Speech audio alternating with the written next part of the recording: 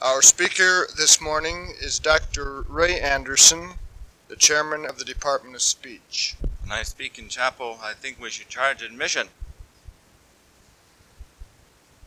on the grounds that I think it's worth at least 75 cents to a considerable part of the student body to have the sadistic satisfaction of seeing me suffer the same agonies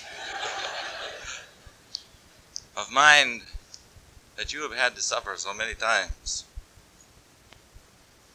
I begin by reminding us of some things that we already know. That when God walked in the garden in the cool of the day, he did not find Adam waiting in the usual meeting place. He called to him, and for a moment there was no answer. And then way back in the far-off corner of the garden, there was a little rustling among the leaves. And there appeared in the dim light a pathetic figure, a bundle of leaves walking. It was Adam, half naked, sheepish, and afraid. We can hear a profound sorrow in the voice which speaks to him and says, "O Adam, hast thou eaten of the fruit of which I told thee not to eat?" And Adam lifted up his eyes and said, "That woman that thou gavest me, she took of the fruit, and she said it was good to eat, and she gave me to eat." And so we see, so soon after the creation, when all was pronounced good, Adam, estranged from himself, and estranged from his wife, and estranged from his Maker. And Adam and Eve went forth from the garden, and Eve bore several sons. And it came to pass that Cain was angry with his brother because of the sacrifice, and his heart seethed within him. And when they were in the field, Cain rose up against his brother and slew him. And the blood of Abel was red upon the ground. And as men began to multiply upon the face of the earth, so also did all manner of evil among them. In hatred they plotted against one another. In selfishness they lied, cheated, and betrayed one another. In immorality they used one another.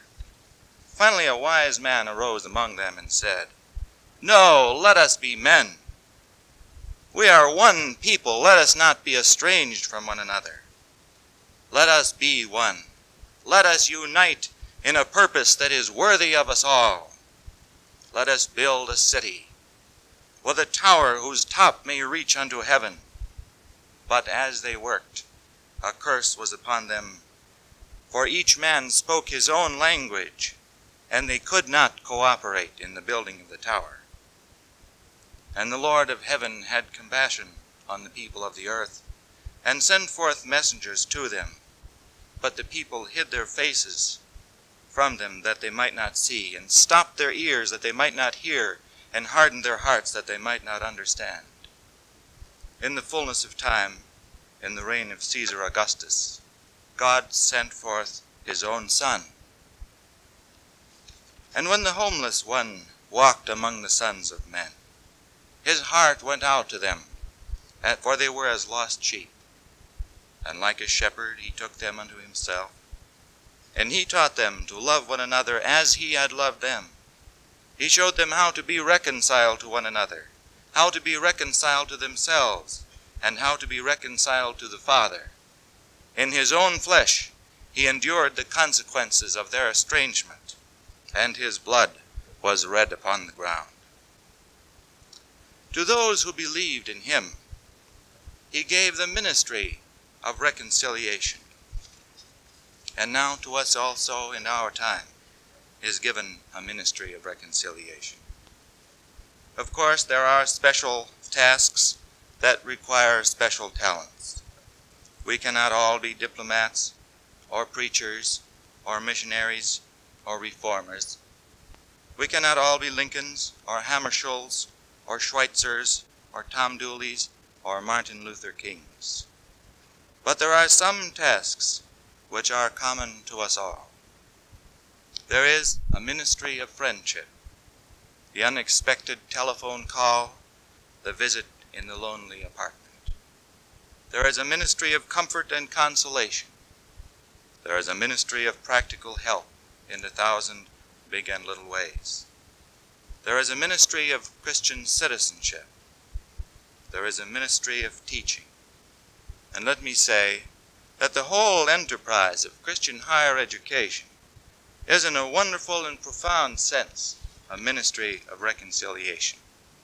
The liberal arts especially is an enterprise which has as its central goal putting us in touch with the whole human race by opening our minds and hearts to the ambiguities and perplexities and joys and agonies of what it has meant to be a man. Let me emphasize today just two aspects of this ministry of reconciliation, that of friendship. Well, two aspects really of the ministry of friendship, that of awakening and of comfort and consolation. One day, as I was seated in the barber shop, and at the mention of that word, you may have to restrain yourself from uttering witticisms to the person next to you. I was somewhat embarrassed there to hear the barber tell me about a trailer that he had rented. How that he rented it to haul bricks and overloaded it, since it had a load limit of 1,500 pounds and he put on 3,000 pounds. And the trailer broke down, he said, and when he returned it, the attendant said, "Well, I see you overloaded it." And he said, "No, I had only on 1,400 pounds. And to this, I said nothing. And I have often reflected on the meaning of that silence. From the standpoint of Dale Carnegie, it was a tactful thing to do. From the standpoint of ethics, it was a betrayal of a friendship by placing his opinion of me higher than my interest in him as a person. From the standpoint of Christianity, it was a betrayal of a calling. For if the salt lose its taste, it is good for nothing. Isn't it curious that he had the boldness to be open and honest with me, and I had not the courage to be open and honest with him? And so I must say to myself, and also to you, let us not conceal behind a false face the highest and best that is within us. May I mention also the other side of friendship, and think of it here as a ministry of comfort and consolation. It is rather easy to say to ourselves, I cannot do what a pastor and parish worker can do, who have taken years to learn their work. After all, it's a very complicated business, this ministry of comfort. You have to know a great deal of theology, various passages of the Bible that can bring comfort and solace in times of crisis. You have to know a lot about people, all the neuroses and psychoses and repressions and inhibitions and depressions and elations and all the minor maladjustments. And you have to know how to relate these two complicated fields, how to say what must be said in such a way that it will really help and not offend. Well, it is true that your pastor can do some things which you cannot do. But it is also true that the very fact that you are not a pastor makes it possible for you to do some things which your pastor cannot do. For some people, unrealistically, have a strange image of the clergy, which prevents them from accepting the pastor as a friend. Is it not true that we tend to overestimate what the pastor can do and to underestimate what we can do?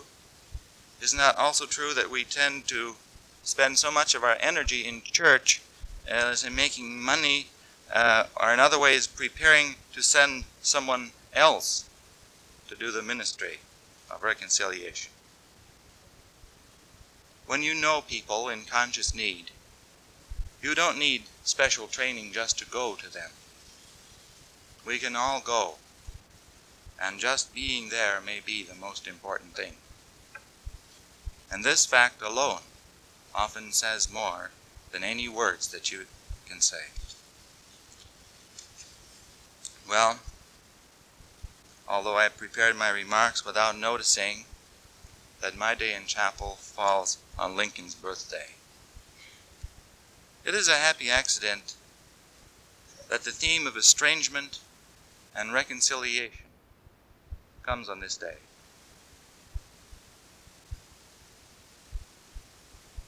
And it is important for us to remember that the world needs people like Abraham Lincoln who can serve as ministers of reconciliation in times of crisis. But let us also remember, as we do during this season, that as God was in Christ reconciling the world to himself, that Christ is now in us, reconciling the world unto himself, and men to one another, and men to themselves.